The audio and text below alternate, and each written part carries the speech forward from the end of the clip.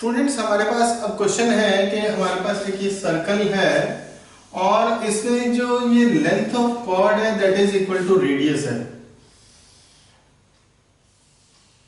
यानी कि ओ A B.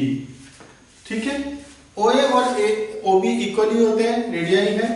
तो according to question O A is equal to A B is equal to O B, therefore triangle OAB is an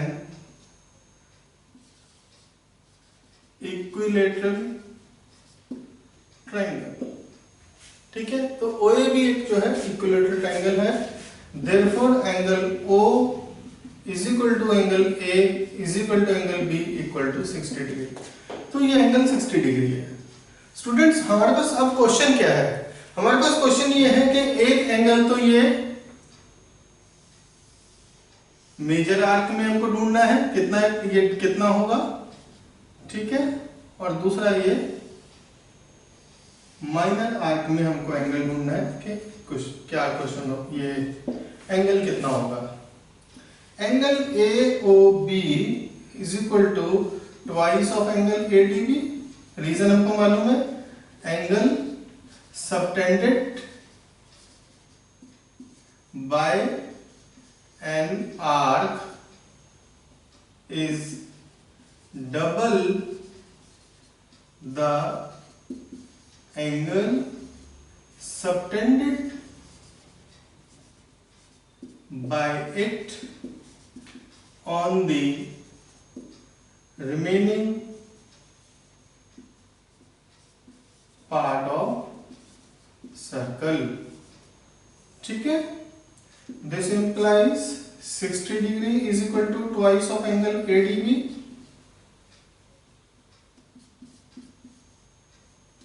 This implies angle ADB is equal to 30 degree। अब बात आती है students angle AEB की। Angle AEB को हम दो तरह से निकाल सकते हैं।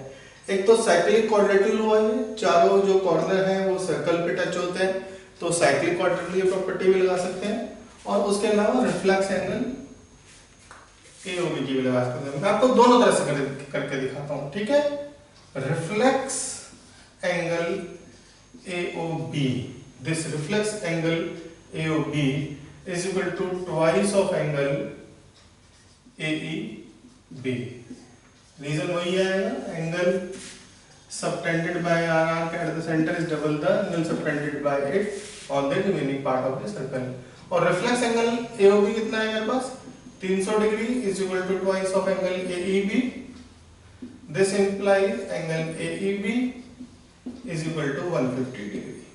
स्टूडेंट्स एक तरीका तो हमारे पास ये हुआ, अब मैंने आपको बताया, मैं आपको दोनों तरह से करके बताऊंगा। दूसरा तरीका भी वेरी सिंपल है कि since ADBE is a cyclic quadrilateral, therefore angle D plus angle E is equal to 180 degree।